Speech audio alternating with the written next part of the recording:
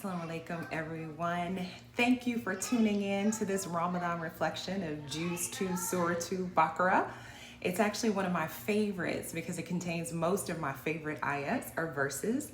I find that in times like these where we're fasting or just dealing with the day-to-day struggles of the world, it helps to have a quick pick-me-up that reminds us of God's grace to us.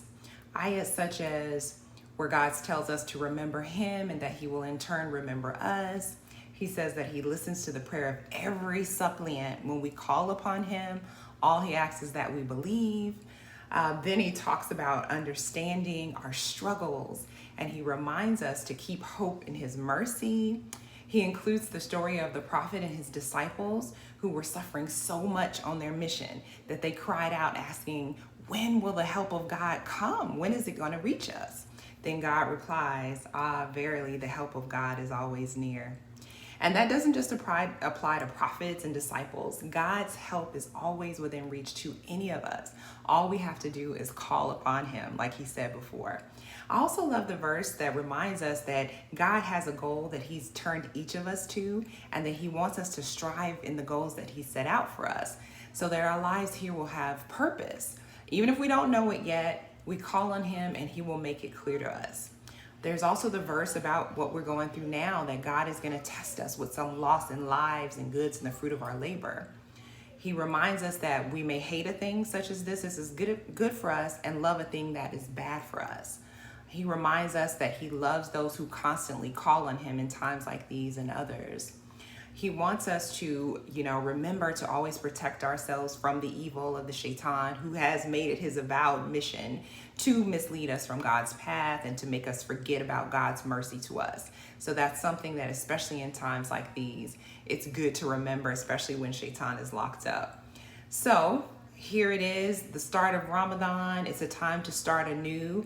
This ayat talks about how on the day of judgment, there'll be some people who didn't take this opportunity and who didn't live their best lives. And they'll say, oh my God, if you just give me one more chance, I promise to do it right.